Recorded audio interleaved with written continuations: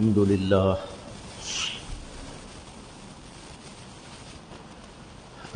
لله نحمده ونستعينه ونستغفره ونؤمن به ونتوكل عليه ونعوذ بالله من شرور أنفسنا ومن سيئات أعمالنا من يهده الله فلا مضل له ومن يضلله فلا هادي له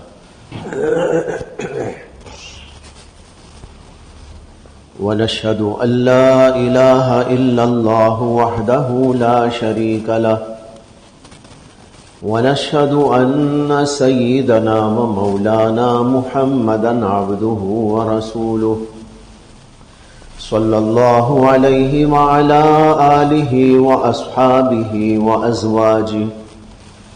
وأزواجه وذرياته وسلم تسليما كثيرا كثيرا. أما بعد فأعوذ بالله من الشيطان الرجيم. بسم الله الرحمن الرحيم. يا أيها الذين آمنوا اتقوا الله حق تقاته ولا تموتن إلا وأنتم مسلمون.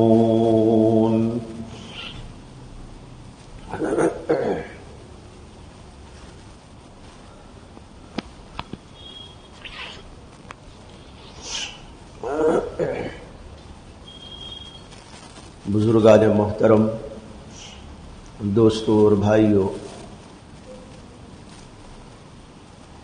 اللہ تعالیٰ نے محض اپنے فضل سے، کرم سے ہمیں اور آپ کو ایمان کی عظیم الشان دولت سے نوازا ہے، جس کا شکر ہر مسلمان پر سب سے زیادہ اہم اور سب سے زیادہ ضروری ہے. یہ نعمت وہ نعمت ہے کہ جس کی بنیاد پر اللہ کی رضا ملتی ہے، نجات عطا ہوتی ہے اور جنت میں انسان کو داخلہ ملتا ہے. اگر کسی آدمی کے پاس سب کچھ موجود ہو لیکن ایمان اس کے پاس موجود نہیں ہے تو اسے نہ اللہ کی رضا ملے گی، نہ نجات ملے گی، نہ اس کا جنت کے اندر داخلہ ہو سکے گا. یہ اتنی بڑی عظیم الشان دولت اللہ تعالیٰ نے ہمیں اور آپ کو بلا مانگے، بلا قیمت، محض اپنے فضل و کرم سے عطا کی ہے. لیکن عجیب بات یہ ہے کہ اتنی بڑی دولت ہمارے پاس موجود ہے لیکن ہمیں نہ اس کی قدر ہے اور نہ ہی اس کے تحفظ کے لیے اور اس کی حفاظت کے لیے ہمیں کچھ ذوق اور شوق اور اس کی لگن یا تڑپ ہے، بلکہ ایمان ضائع بھی ہو رہا ہے تو ہمیں اس کی کوئی فکر نہیں. قرآن کریم کی جو آیت اس وقت آپ کے سامنے میں نے تلاوت کی ہے، اس میں ہمیں اور آپ کو اسی جانب متوجہ کیا گیا ہے کہ ایمان کی حفاظت کی جائے، ایمان کو سنبھال کر رکھنے کی کوشش کی جائے. اللہ تعالیٰ کہتے ہیں یا ایھا الذین آمنوا اتقوا اللہ حق تقاتہ، اے ایمان والو اللہ تعالیٰ سے ایسا ڈرو جیسے کہ اس سے ڈرنے کا حق ہے. ولا تموتن الا وانتم مسلمون، اور تم نہ مرو مگر اس حالت کے اندر کہ ایمان اور اسلام پر ہو. یعنی موت تک اپنے ایمان کو برقرار رکھنے کی کوشش کرو. آدمی جب حالت ایمان میں وفات پاتا ہے تو اس کا مطلب یہ ہے کہ اس نے اپنی زندگی کے اندر ایمان کو سنبھالے رکھا ہے، اپنے ایمان کی اس نے حفاظت کی ہے، اپنے ایمان کو برقرار رکھنے کی کوششیں اور اس کی محنتیں کی ہیں۔ اس کے نتیجے میں ایمان اس کا برقرار رہا، یہاں تک کہ موت بھی ایمان پر آئی۔ اور اگر وہ اس کا اہتمام نہیں کرتا رہا، ڈاواڈول ہوتا رہا، کبھی مال کی وجہ سے، کبھی دولت کی وجہ سے، کبھی عہدوں کی وجہ سے، کبھی منصبوں کی وجہ سے، یا کبھی اپنی خواہشات نفس کی وجہ سے، یا شبہات میں پڑ جانے کی وجہ سے، شیطانی وسوسوں کی وجہ سے، تو ہو سکتا ہے کہ اس کا ایمان خطرات میں گھر جائے، موت آنے سے پہلے پہلے ایمان اس کا ختم ہو جائے۔ اسی اللہ تعالیٰ کہتے ہیں وَلَا تَمُوتُنَّ، نہ مرو تم الا وانتم مسلمون، مگر اس حالت میں کہ تم مسلمان ہو۔ مسلمان ہونے کی حالت ہی میں تمہاری وفات ہونی چاہیے، تمہاری موت واقع ہونا چاہیے۔ اب موت ایمان پر آئے، اس کی سبیل کیا ہے، اس کے ذرائع کیا ہے، اس کے وسائل کیا ہے، اس کا طریقہ کیا ہے؟ اس کا طریقہ یہی ہے کہ ایمان کی حفاظت کرتا رہے۔ ایمان کی حفاظت کئی طرح ہوتی ہے۔ پہلی بات تو یہ ہے کہ ایمان کی حفاظت کے لیے علم دین حاصل کیا جائے۔ ایک آدمی کے پاس علم دین نہیں ہے، اگرچہ ڈگریاں ہیں، بہت بڑے بڑے اس کے پاس دنیاوی کالجوں یونیورسٹیوں کی ڈگریاں ہیں، لیکن اس نے علم دین حاصل نہیں کیا۔ قرآن کیا ہے اسے نہیں معلوم، حدیث کیا ہے اسے نہیں معلوم، دینی عقائد کیا ہے اسے نہیں معلوم، کبھی ان چیزوں کو اس نے نہیں دیکھا، نہیں پرکھا، نہیں جانچا، اور دنیا بھر کی تعلیم اس نے حاصل کر لی، تو اس کا مطلب یہ ہے کہ اس کے ایمان کی حفاظت بڑی مشکل ہے۔ اسے کہ ایمان کی حفاظت ہوتی ہے علم دین کے ذریعے سے۔ جب آدمی علم دین پڑھتا ہے تو اسے عقیدے بھی سمجھ میں آتے ہیں، اللہ پر کیا عقیدہ رکھنا چاہیے، رسولوں پر کیا عقیدہ رکھنا چاہیے، اس دنیا کو کس نگاہ سے دیکھنا چاہیے، آخرت کے بارے میں کیا ہمارا نظریہ ہونا چاہیے، آخرت ہے کیا، جنت کیا ہے، دوزخ کیا ہے، اور یہ چیزیں جو عام طور پر ہماری نگاہوں کے سامنے نہیں ہوتی، لیکن انبیاء نے آ کر اس کو بتایا ہے، وہ چیزیں کیا ہیں اور ان کی اصلیت کیا ہے۔ جب تک آدمی کو یہ پتہ نہ ہوگا اور وہ بصیرت کے ساتھ ان چیزوں کو نہ پڑھا ہوگا، ہو سکتا ہے کہ شیطان اسے چکما دے دے۔ آج تو ایسا دور ہے جس کے اندر انسانی شیاطین جگہ جگہ پھیلے ہوئے ہیں۔ ایک تو جناتی شیاطین ہے اور ایک انسانی شیاطین بھی ہیں۔ قرآن کریم کے اندر اس کا ذکر آیا ہوا ہے، قل اعوذ برب الناس ملک الناس الہ الناس من شر الوسواس الخناس الذی یوسوس فی صدور الناس من الجنۃ والناس۔ اللہ تعالیٰ کہتے ہیں کہ تم کہو اللہ سے پناہ مانگتے ہوئے، کیا کہو؟ اعوذ برب الناس ملک الناس الہ الناس، اے اللہ میں پناہ لیتا ہوں،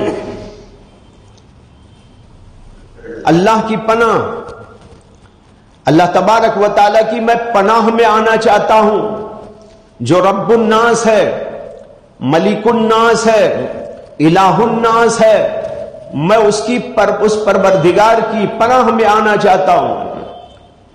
کس سے پناہ؟ من شر الوسواس الخناس، وسوسہ ڈالنے والے کے شر سے. یہ وسوسہ ڈالنے والا کون؟ الخناس، جو خناس ہے. الذی یوسوس فی صدور الناس، جو لوگوں کے دلوں کے اندر وسوسے ڈالتا ہے. اللہ کے بارے میں وسوسہ، قرآن کے بارے میں وسوسہ، نبی کے بارے میں وسوسہ، آخرت کے بارے میں وسوسہ، جنت کے بارے میں وسوسہ، اور دوزخ کے بارے میں وسوسہ، حساب و کتاب کے بارے میں وسوسہ. ہر چیز کے اندر وسوسے ڈالتا رہتا ہے. الذی یوسوس فی صدور الناس، یہ کون لوگ ہیں جو وسوسہ ڈالتے ہیں، جن کو اللہ نے کہا الوسواس، الخناس، وسوسہ ڈالنے والا. خناس یہ کون ہے؟ من الجنت والناس، اس میں جنات بھی ہیں اور انسان بھی ہے. دیکھیے وضاحت کر دیا اللہ نے. شیطان بھی ہے جو جنات کی قبیل سے ہے، اور کچھ انسان بھی ہے جو لوگوں کے دلوں کے اندر وسوسے ڈالتے ہیں. آج کے دور میں تو کھلا ہوا نظر آ رہا ہے.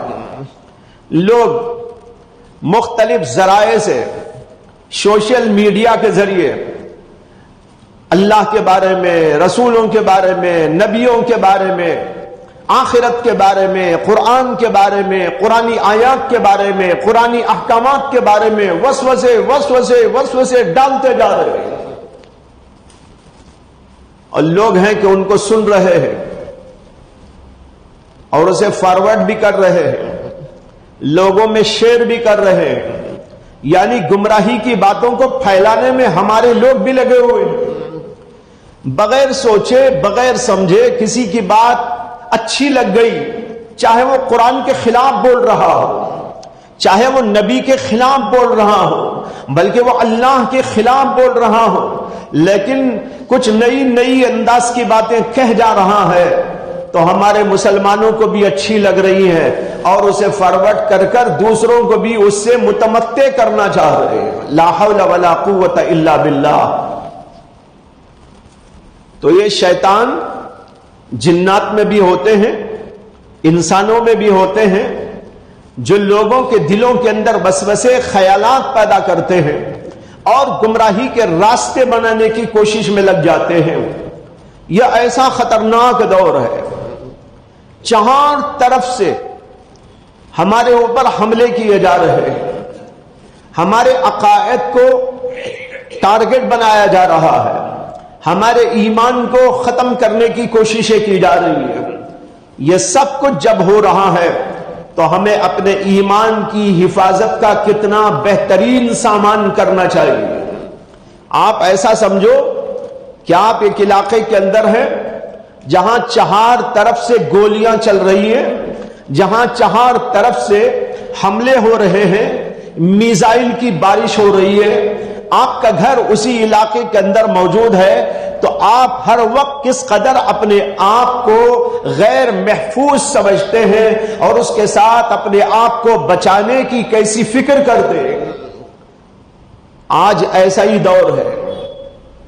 ہمارے ایمانوں کے لیے، ہمارے عقائد کے لیے چار طرف سے حملے، شیطان کے حملے ایک طرف، ان انسانوں کے حملے کو دیکھو تو یہ ایک طرف، چار طرف سے حملے کیے جا رہے ہیں اور ایمان کا بچانا بڑا مشکل ہو گیا. لیکن لوگوں کو کوئی اس کی خبر ہی نہیں ہے، یا یہ کہ لوگوں کو کوئی اس کا احساس ہی نہیں ہے کہ ہمارے ایمان پر کیسے ڈاکہ ڈالا جا رہا ہے، کیسے شبہات پیدا کیے جا رہے ہیں، کیسے خطرناک قسم کے وسوسے ہمارے دلوں کے اندر ڈالے جا رہے ہیں، اور ہم ان چیزوں کو دیکھ بھی رہے ہیں اور ان چیزوں کو سن بھی رہے ہیں، اور ہمارے دلوں کے اندر یہ شکوک و شبہات پیدا ہوتے جا رہے ہیں، لیکن ہمیں کوئی احساس نہیں. تو بھائیوں، اپنے ایمان کی حفاظت کے لیے بہت بڑا ذریعہ ہے علم دین کا حاصل کر لینا. جب علم دین کے ذریعے آپ کا عقیدہ مضبوط ہو جائے، بعض لوگ یہ سمجھتے ہیں کہ دین کے علم کا مطلب یہ ہے کہ ہم کو کچھ پڑھا دیا جائے گا، ہمیں بلا سوچے بلا سمجھے مان لینا ہے. یہ غلط فہمی ہے. دین اور اسلام پر اعتراض ہے، حقیقت کو نہ سمجھنے کی بنا پر ہے۔ جب ہم کہتے ہیں علم دین حاصل کرو تو اس کا مطلب یہ ہے کہ سوچ کر پڑھو، سمجھ کر پڑھو، دلیلوں سے پڑھو اور خوب غور و فکر کے ساتھ میں پڑھو۔ اللہ کے بارے میں غور و فکر کے ساتھ پڑھو، رسولوں کے بارے میں تمہیں دلیلیں دی جائیں گی اس کو پڑھو، آخرت کے بارے میں دلیلیں دی جائیں گی اس کو پڑھو، پوری طرح شرع کے ساتھ، بسط کے ساتھ، پوری ہی جو ہے طاقتوں کے ساتھ، توانائیوں کے ساتھ دلیلیں قائم کر کے بتائی جائیں گی، اس کو پڑھو اور اپنے ایمان کو سنبھالو۔ جب آپ کے پاس آپ کی دلیل نہ ہوگی اور ایک بے وقوف اٹھ کر کھڑے ہو کر کہے گا کہ اللہ کا کوئی وجود نہیں ہے، دکھاؤ مجھے کہاں ہے، آپ کے پاس کچھ ہے ہی نہیں، آپ کے پاس کوئی دلیل ہے ہی نہیں، آپ نے قرآن نہیں پڑھا، آپ نے حدیث پاک نہیں پڑھی اور اس کے اندر بیان کردہ دلیلوں کو آپ نے نہیں سوچا سمجھا اور اس کو خوب غور و فکر کے ساتھ میں نہیں پڑھا، اور پھر ادھر سے آ گئی ایک حملے کی بات، آپ ڈاماڈول ہو گئے۔ کسی نے اٹھ کر کھڑے ہو کر کہہ دیا کون نبی آئے تھے، کہاں کے نبی ہیں، کوئی نبی ابھی نہیں ہے، یہ مولویوں نے ایسے ہی گھڑ لیا ہے۔ اب آپ ڈاماڈول ہو گئے، آپ کے ایمان کو خطرہ لاحق ہو گیا، آپ کے پاس دلیل موجود نہیں ہے، آپ نے کبھی اس کو پڑھا نہیں ہے، نبیوں کے بارے میں سمجھا نہیں ہے، نبی ہوتے کیا ہیں، جب وہ آتے ہیں تو کیسا دلیل سے اپنے آپ کو ثابت کرتے، ساری دنیا خاموش ہو جاتی ہے، ساری دنیا کے اوپر ان کا جو ہے ان کی دلیلوں کا سکہ چل جاتا ہے، وہ معجزات پر معجزات دکھاتے ہیں، نبی آتے ہیں معجزات کو لاتے ہیں اور ساری دنیا کو حیران کر کے رکھ دیتے ہیں، ان کی زبانیں گم ہو جاتی ہیں، ان کی زبانیں بند ہو جاتی ہیں۔ یہ الگ بات ہے کہ ماننے والا مانتا ہے، نہیں ماننے والا نہیں مانتا، لیکن دلیل کے ذریعے نبی اپنی نبوت کو ثابت کر دکھاتا۔ جب موسیٰ علیہ السلام کو اللہ نے بھیجا فرعون کے پاس تو اللہ نے ان کو معجزہ عطا کیا، زبردست اور عظیم الشان معجزہ۔ ان کے ہاتھ میں لاٹھی تھی، عام لاٹھی، اسی دن نہیں تھی وہ لاٹھی، اس سے پہلے سے موسیٰ علیہ السلام کے پاس وہ لاٹھی موجود تھی، اس لیے رکھتے تھے کہ چلنے میں دقت نہ ہو، ٹیک لگا کر چلنے کے لیے آسانی ہو، اور بھی مختلف کام اس سے لے لیا کرتے تھے۔ لاٹھی پکڑے جا رہے تھے کہ اللہ کی وحی ان پر آئی اور اللہ نے کہا کہ اے موسیٰ، میں نے آپ کو اپنا نبی بنا لیا ہے، میں نے آپ کو اپنے لیے آپ کو پسند کر لیا ہے، میں ہی اللہ ہوں، میرے سوا کوئی معبود نہیں، میری نماز میرے ذکر کے واسطے قائم کرو۔ یہ اللہ کی وحی آئی۔ پھر اللہ تعالیٰ نے پوچھا وما تلک بیمینک یا موسیٰ، اے موسیٰ تمہارے ہاتھ میں کیا ہے؟ حضرت موسیٰ نے کہا ہی عصایا، یہ میرا عصا، میری لکڑی ہے جس سے میں ٹیک لگاتا ہوں، اتوکا علیہا واہش بہا علی غنمی، اور بکریوں کے لیے پتے بھی جھاڑ لیتا ہوں، یعنی کسی درخت کے اوپر سے پتے جھڑانا ہو ایسا مار مار کے جھڑا کر بکریوں کو کھلا پلا لیتا ہوں۔ وَلِيَ فِيهَا مَعَارِبُ أُخْرَى، اور اس کے علاوہ اور بھی اس سے میں کام لیا کرتا ہوں۔ اللہ تعالیٰ نے کہا کہ اے موسیٰ، یہ تمہارے ہاتھ میں جو لکڑی ہے اس لکڑی کو نیچے ڈال دو۔ نیچے ڈالنا تھا کہ ایک بہت بڑا اژدھا بن گیا، اژدھا بن کر ادھر ادھر گھومنے گا۔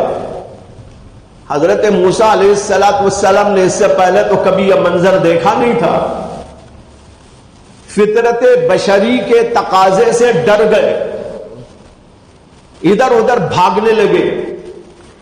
اللہ تعالیٰ نے فرمایا کہ اے موسیٰ، ڈرنے کی ضرورت نہیں، بلکہ آپ ہاتھ ڈال کر پھر اس کو پکڑ لیجئے، یہ جیسی آپ کی لکڑی تھی ویسے ہی ہو جائے گی۔ حضرت موسیٰ علیہ السلام نے ہمت کی اللہ کے حکم پر اور اس کو پکڑا، پکڑتے ہی وہ جیسی لکڑی پہلے تھی ویسی لکڑی ہو گئی۔ یہ معجزہ دیا حضرت موسیٰ علیہ السلام کو، اور اللہ تعالیٰ نے کہا کہ یہ لے جاؤ اور فرعون کو بتاؤ کہ تم میرے پیغمبر ہو، یہ اللہ نے مجھے معجزہ دیا ہے، اور پھر ایمان لانے کے لیے اس کو کہا جائے۔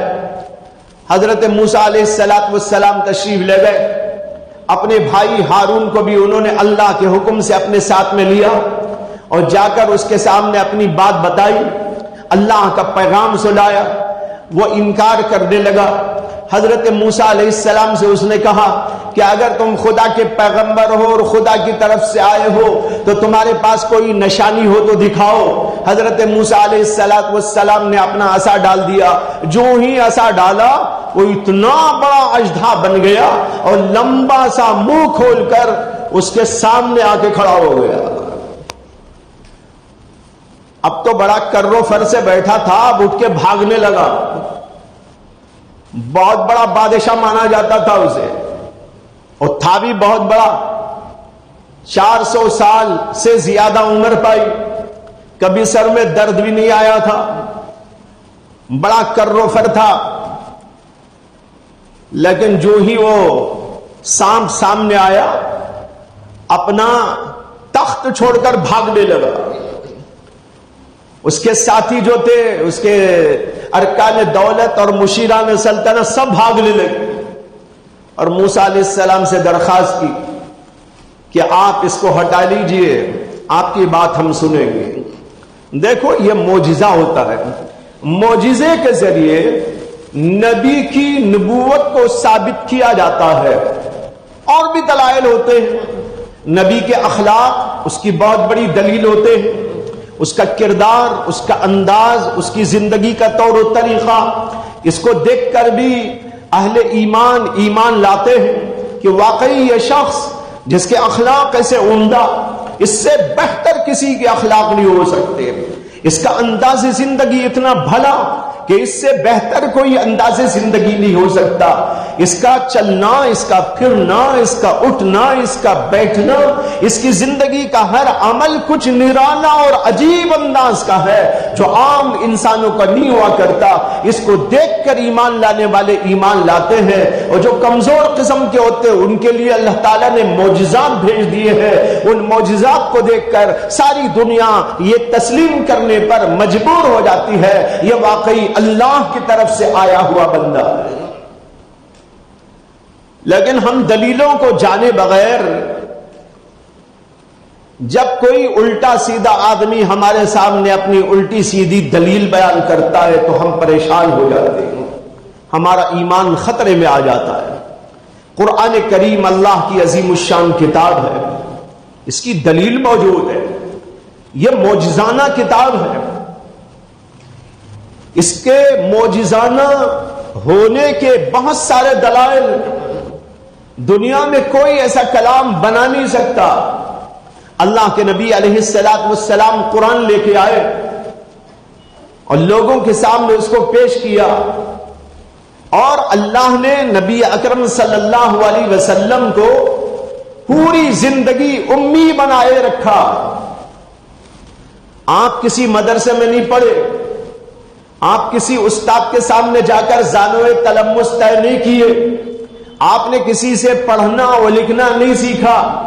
آپ کے سامنے اگر کوئی کتاب رکھی جاتی تو آپ پڑھ نہیں سکتے تھے، آپ کو حروف کی پہچان بھی نہیں ہوتی تھی، یہ الف ہے، یہ با ہے، یہ تا ہے، یہ زید ہے، یہ بکر ہے، یہ القرآن ہے، یہ وحی ہے، آپ اس کو سمجھ نہیں سکتے تھے، اس لیے کہ آپ نے کبھی نہیں پڑھا تھا۔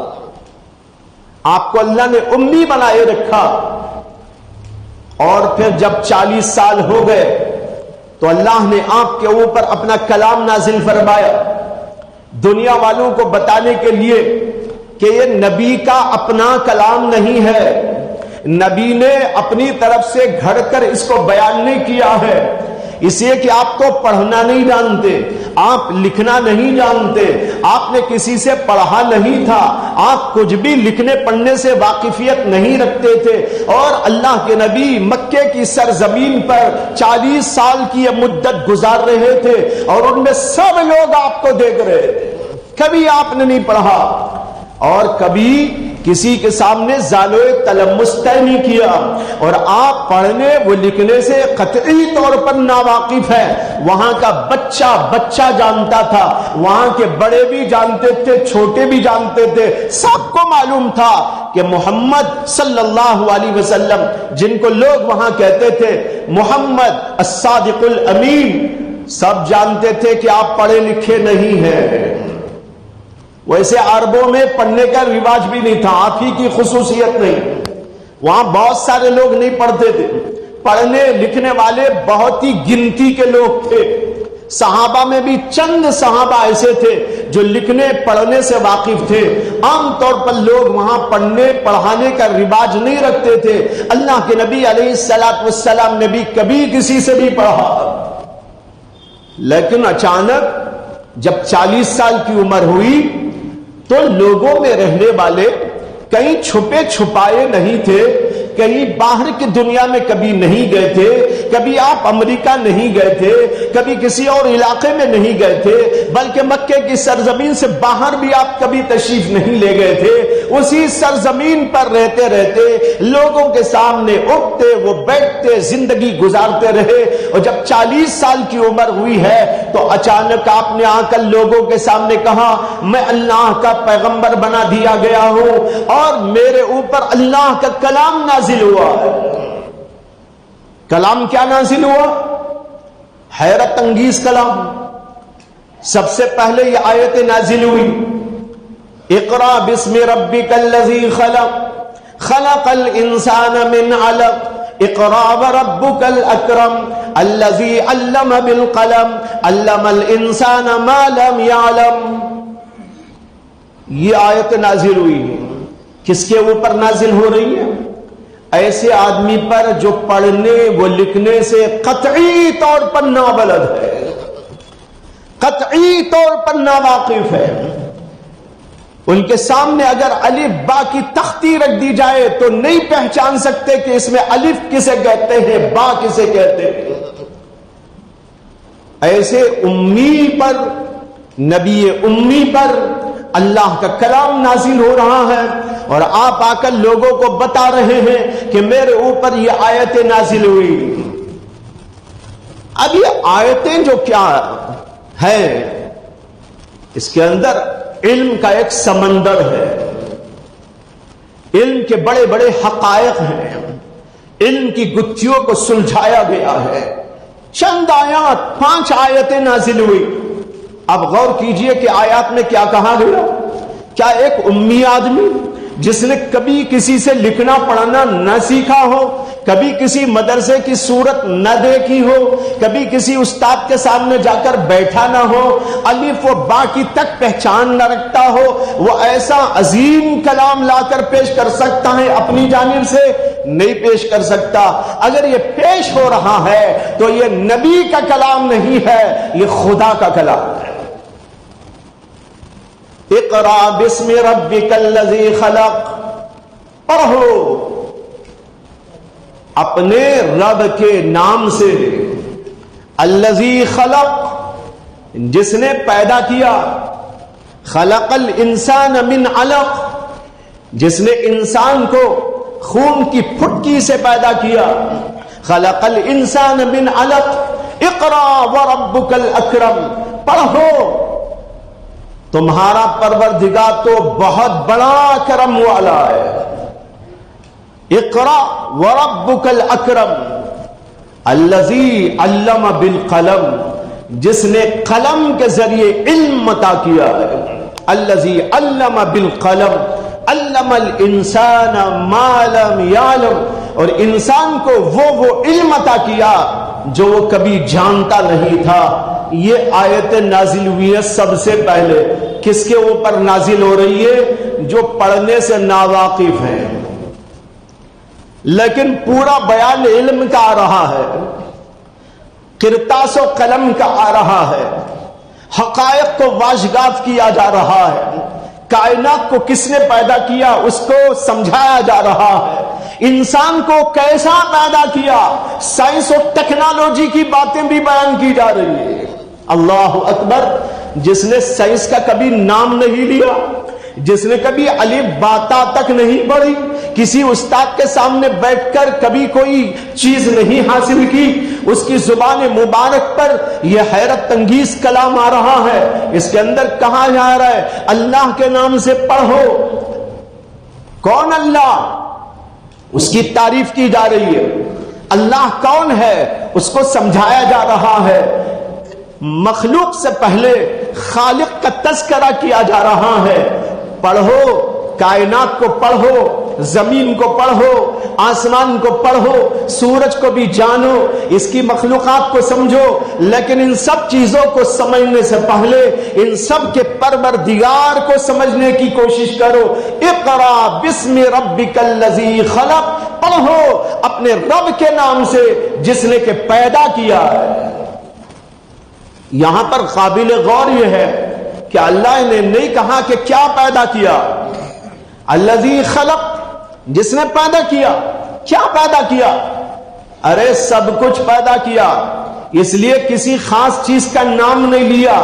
اگر خاص چیز بنائی ہوتی تو اس خاص چیز کا نام لیا جاتا، لیکن جس نے پوری کائنات بنائی ہو، کائنات کا ذرہ ذرہ بنایا ہو، جس نے زمین بنائی ہو، جس نے آسمان بنایا ہو، جس نے انسان کو پیدا کیا ہو، جس نے جنات کو بنایا ہو، جس نے جانوروں کو پیدا کیا ہو، جس نے ستاروں کو پیدا کیا ہو، جس نے سورج و چاند کو پیدا کیا ہو، جس نے ہواؤں کو بنایا ہو، جس نے روشنیوں کو پیدا کیا ہو، جس نے بارشوں کو نازل کیا ہو، پانی اس نے پیدا کیا ہو، کیا چیز ہے کہ اس کو بیان کیا جائے اور کیا چیز ایسی ہے جس کو چھوڑ دیا جائے؟ اسی اللہ تعالیٰ نے اتنا کہہ دیا الذی خلق، جس نے سب کچھ پیدا کیا ہے۔ بھائی سائنس کا موضوع تو یہی مخلوقات ہے نا؟ دیکھیے سائنس کا ذکر آ گیا کہ نہیں آ گیا؟ الذی خلق، اس میں بتا دیا یہ پوری کائنات، یہ پوری یونیورس، یہ پوری کے پوری جو ہم کو نظر آنے والی کائنات ہے، یہ پوری کائنات کو اللہ نے پیدا کیا ہے، یہ خود بخود وجود میں نہیں آ گئی۔ سب سے پہلا مسئلہ پہلی آیت میں حل کر دیا ہے۔ سب سے پہلا مسئلہ ہے خدا کے وجود کا، خدا کے وجود کا مسئلہ اللہ نے حل کیا۔ الذی خلق، جس نے پیدا کیا ہے۔ کیا پیدا کیا؟ یہ سب کچھ جو تم کو نظر آ رہا ہے، یہ پوری کائنات جو تم کو نظر آ رہی ہے، اور تم کو تمہاری ذات جو نظر آ رہی ہے، یہ سب کچھ اللہ نے پیدا کیا ہے۔ لہذا پیدا کیے بغیر نہ زمین پیدا ہو سکتی تھی، نہ آسمان پیدا ہو سکتا تھا، نہ انسان پیدا ہو سکتا تھا، نہ کوئی اور مخلوق پیدا ہو سکتی تھی۔ پیدا کرنے والے خدا نے جب اس کو پیدا کیا تو یہ ساری کائنات پیدا ہو گئی۔ اس ساری کائنات میں سب سے بھاری مخلوق انسان ہے۔ زمین بھی بہت بھاری ہے، آسمان بھی بڑا عظیم الشان ہے، چاند و سورج کا بھی کیا کہنا ہے، لیکن بھائی یہ سب ایک طرف اور حضرت انسان ایک طرف، اس کی کچھ اور ہی پوزیشن ہے، اس کی کوئی اور ہی حقیقت ہے۔ اللہ نے آگے اس کا ذکر کیا۔ پہلے تو کہا کہ اللہ نے ساری چیزوں کو پیدا کیا، پھر خاص انسان کے بارے میں بتایا، خلق الانسان من علق۔ انسان بڑی بھاری مخلوق ہے، لیکن پتا ہے کہ بنایا کیسا گیا ہے؟ کہتے ہیں اللہ نے انسان کو خون کی پھٹکی سے پیدا کیا ہے۔ اس سے پہلے وہ نطفہ تھا، منی کا ناپاک قطرہ تھا، منی کا ناپاک قطرہ ماں کے رحم میں آیا، وہاں آنے کے بعد وہ خون کی پھٹکی میں تبدیل کر دیا گیا اور پھر اسی کو بڑھا کر چڑھا کر اس کے اندر مختلف چیزیں پیدا کرتے کرتے پہلے اس کے اندر گوشت و پوست آیا، پھر اس کے بعد اس میں ہڈیاں بنائی گئی، پھر اس کے اوپر اس کی چمڑی چڑھائی گئی، پھر اس کی ایک ڈیزائننگ کی گئی، شکل ایسی ہونی چاہیے، آنکھ ایسی ہونی چاہیے، ناک ایسی ہونی چاہیے، اور پیر اور ہاتھ ایسے ہونے چاہیے، اور ایسے ڈیزائن کا ہونا چاہیے، اتنی مقدار کا ہونا چاہیے، یہ انداز کا ہونا چاہیے، اور یہ جو پیدا ہوگا ماں کے پیٹ سے باپ اور ماں کے نطفوں کو مل کر پیدا ہونے والا ہوگا، لیکن پھر بھی باپ کی شکل الگ ہوگی، ماں کی شکل الگ ہوگی، پیدا ہونے والی بچی کی شکل الگ ہوگی اور پیدا ہونے والے بچے کی شکل الگ ہوگی، اور دونوں ایک سے آ رہے ہیں لیکن اس کے باوجود بڑا فرق ہوگا۔ بتاؤ کس کی کاریگری ہے؟ دیکھ رہے ہیں نبی کی زبان سے کیا الفاظ نکل رہے ہیں۔ سائنس والے تو بعد میں آئے، ہمارے نبی سب سے پہلے سائنٹسٹ ہیں۔ قرآن تو بہت پہلے آیا، سائنس لکھنے والوں نے بہت بعد میں لکھا، سائنس کا پورا فلسفہ قرآن کے اندر موجود ہے۔ ہمارے نبی سب سے اول سائنٹسٹ، لیکن کہاں آپ سائنٹسٹ بنے تھے؟ کون سی کالج میں جا کر آپ پڑھے تھے؟ کون سی یونیورسٹی سے آپ فارغ ہوئے تھے؟ کہاں سے آپ ڈگری لے کر آئے تھے؟ آپ کو تو ایک لفظ پڑھنے نہیں آتا تھا، لیکن آپ کے اوپر یہ کلام آ رہا ہے، معلوم ہوا یہ آپ کا بنایا ہوا کلام نہیں ہے بلکہ اس کا بنایا ہوا کلام ہے جس نے خود نبی کو بنایا، جس نے آسمان و زمین کو بنایا، جس نے تمام انسانوں کو پیدا کیا ہے، اسی کا یہ کلام ہے جو محمد الرسول اللہ کے قلب کے اوپر القا کیا گیا ہے۔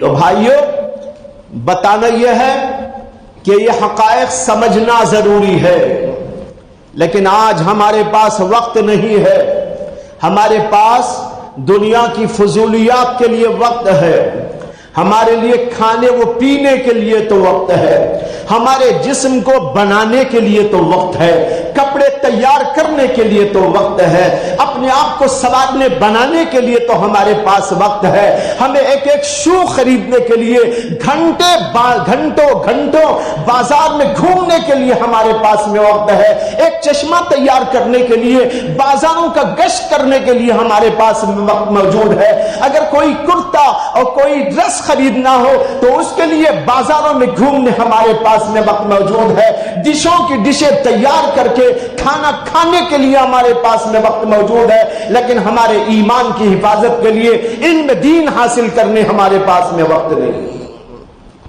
کتنی عجیب بات ہے، حضرات صحابہ پریشان ہوتے تھے اپنے ایمانوں کی حفاظت کے لیے، حضرات اسلاف پریشان ہوتے تھے کہیں ایمان ہمارا ضائع نہ ہو جائے، لیکن بھائی ہم لوگوں کو چار طرف سے حملے ہیں، چار طرف سے ایمانوں کے اوپر ڈاکے ہیں، چار طرف سے ہمارے ایمانوں کو سلب کرنے کی کوششیں اور فکریں ہیں، لیکن اس کے باوجود ہمیں اپنے ایمان کی حفاظت کا سامان تیار کرنے کے لیے وقت نہیں۔ میں عرض کر رہا تھا سب سے پہلی چیز ہے علم دین کا حاصل کرنا۔